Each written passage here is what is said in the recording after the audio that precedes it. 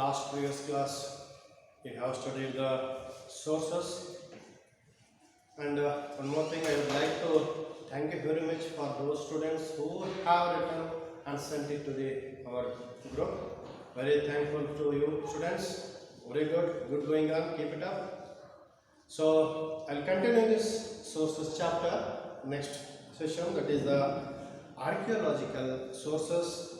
Yesterday you have studied the literary sources, and now today the archaeological sources.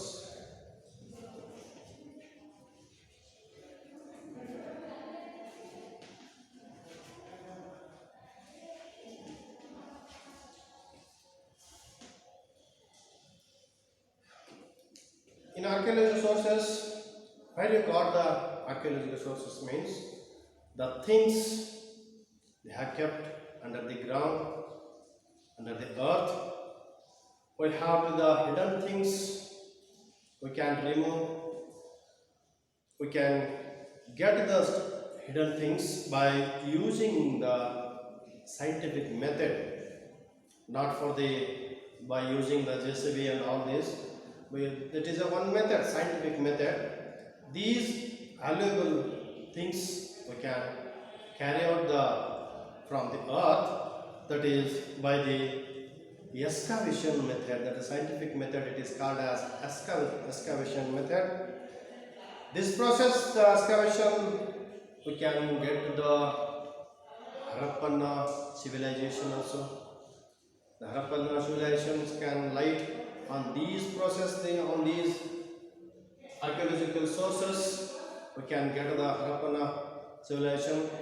That time they planned for the construction of the city, roads, and they also used by using the drainages also. Now we are getting the knowledge, but that time they used the drainage. So these are things we know that from these archaeological sources. The historians wrote on these. From these sources, we can during excavation from the some archaeological sources are like coins, inscriptions, monuments. Monuments means the Taj Mahal, Bijapur Gold Gumbad. These are some sources. So the seals, bangles, bone pieces and metal, that time whatever the metal they discovered, whatever the technology used, whatever the sculptures used, that are known by these archaeological sources. So these archaeological sources are divided into the four types. See children, four types. First one is inscriptions.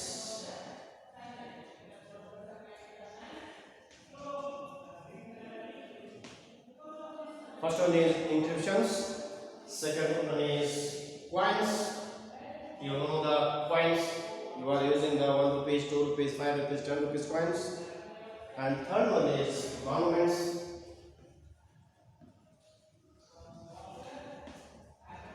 And fourth one is other views.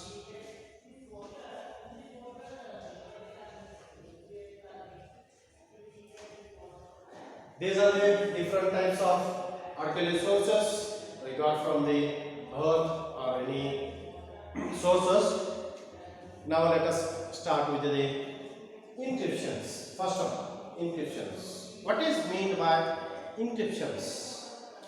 Inscription is nothing but the writing, whatever the language they use, the writing system, they have written on the metal, stone or any hard metals, they are considered as inscriptions.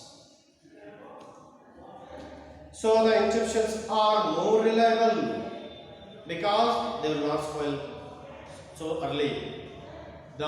These inscriptions are more reliable than other written books or any materials. These are the more reliable than the other sources. So that's why these are the very important inscriptions. The Ashoka's inscriptions are the earliest inscriptions. We got the Ashoka's inscriptions, the earliest, and you know that the first inscription in Kannada, that is the Halmidi inscription. Yes, you can listen here. The first Kannada inscription is Halmidi inscription. That means it tells the story of those days. The thousands of inscriptions are found in Kannada, Telugu, Tamil, Sanskrit and Prakrit languages. We got so many inscriptions. The Samudragupta Allahabad pillar inscription is very important. Samudragupta's Allahabad inscriptions and Immadi Pulkesis Aibale inscriptions. Immadi Pulkesis Aibale inscription, Kaharavella's Hathigupa inscription and other inscriptions are totally military achievements of the rulers.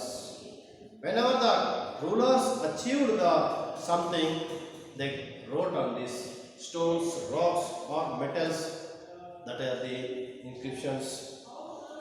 And Chola kings of some administration of Cholas. And apart from this, many political, social, cultural, economic, educational, religious aspects are reflected from these inscriptions. Yes, coming to the next part, coins. The coins are very small, you know. You are using 1 rupees, 2 rupees, 5 rupees, 10 rupees, 50 rupees, 100 rupees, 150 rupees. Some coins are came.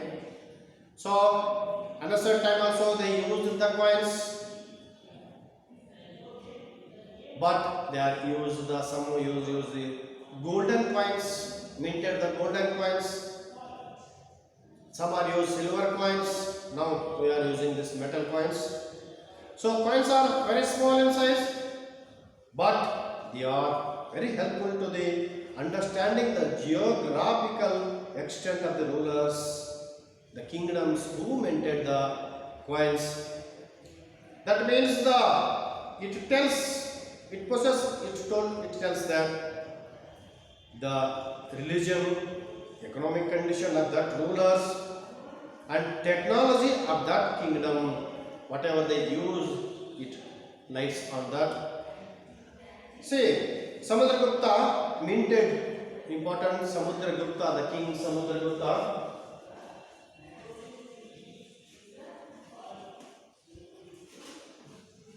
Very famous emperor. He minted the 7 golden coins.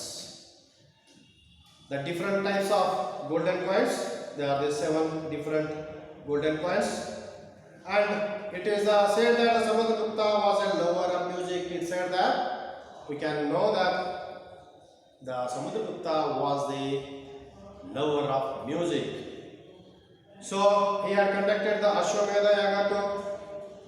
Through the coins we can know these all things. And Gautamiputra Shatkarni got the name of Nahapana. Gautamiputra Shatkarni got the name of the Nahapana because he erased on his coins, he engraved his name on them.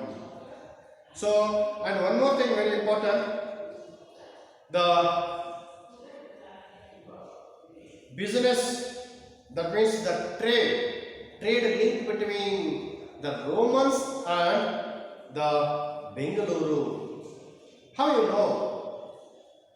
See, the coins are available in the southern part. The Bengaluru and Roman countries have a trade link between these countries. That also proves this fact, and the reason of trade link with Romans and before 1000 years back, so many years back, they did the trades between Bangalore and Roman. We got that by using the coin. Yes, children, next one is very important, monuments. I think you have seen in the TV or picture or by visiting the monuments. What are the monuments? These are the constructed temples forts and Bijapur Gol Gumbaz and Shahjahan's Taj Mahal can tells the love of that Shahjahan's. So it is a story of love. It tells told by the Taj Mahal. So forts and pillars, temples, masjids, these are the some monuments. See, Vijaypura Whispering Golgumbas. See how the technology used that time.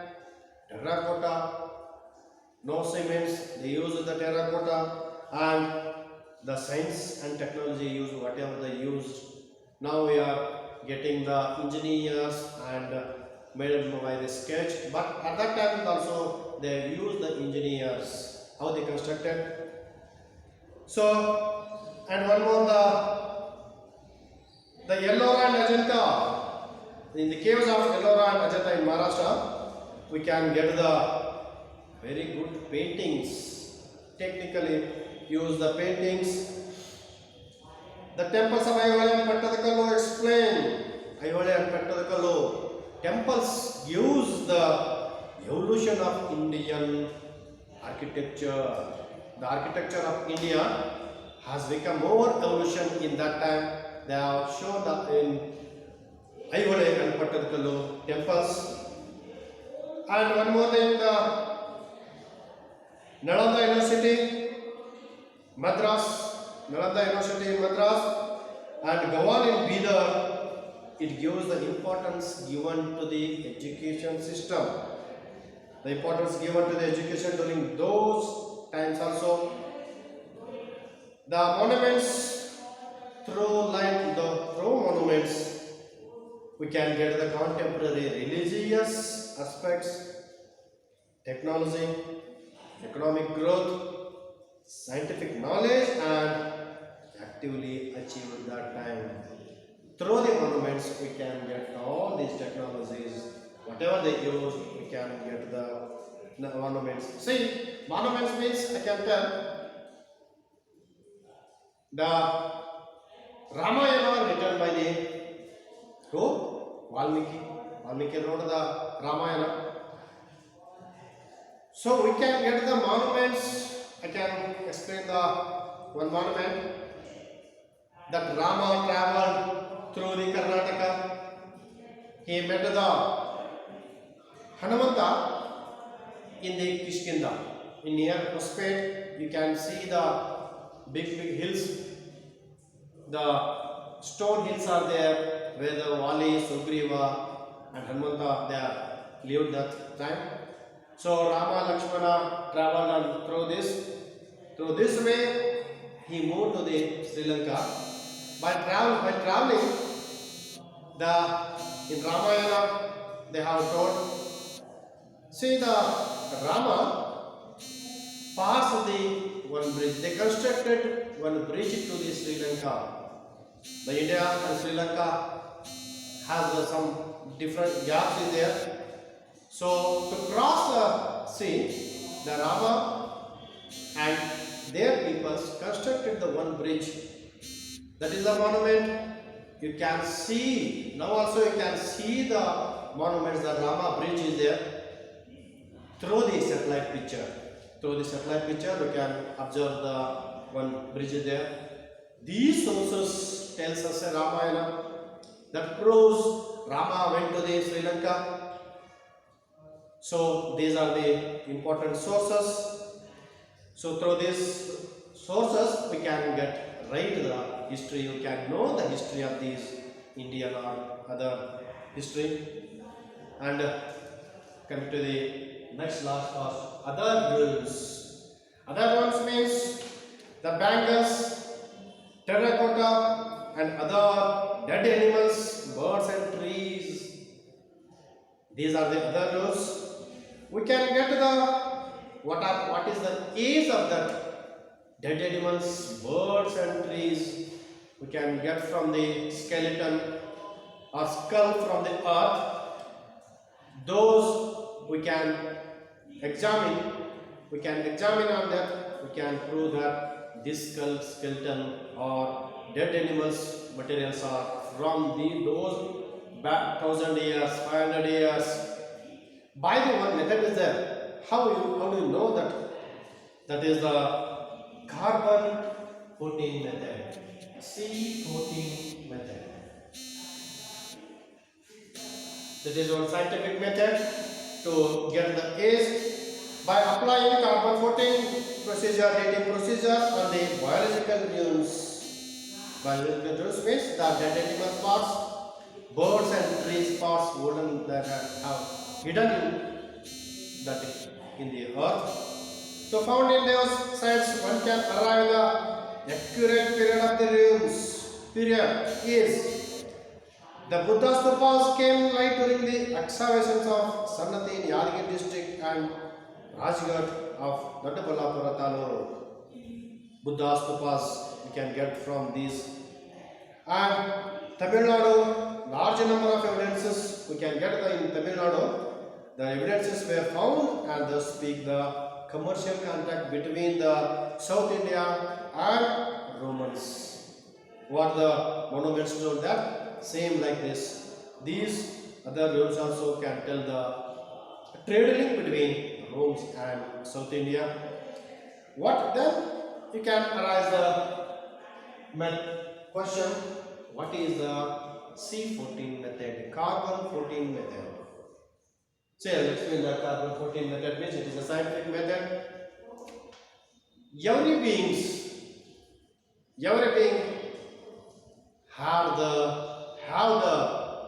C14 and C12 elements. Both are in equal. The biological in every being the carbon C14 and C12 will be present in equal amounts. This carbon 14 100 means C14 also 100. These are present. So after death of the beings or animals, carbon 14 remains constant. Example 100 carbon elements are there. So remains constant up to n. But carbon 14 decreases. It loses. It decreases half by the 5700 years.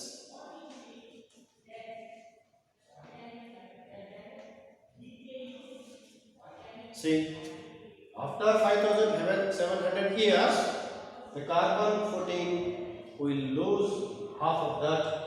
That means 50, it becomes 50. So, by this method, they can get the age of that rules.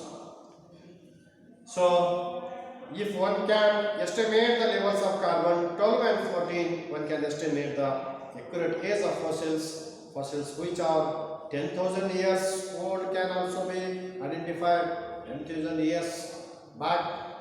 So we can get that identification using this carbon dating method.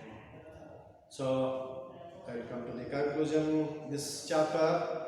I finish this chapter and I will send some assignments, some questions, write the answers and send to that group.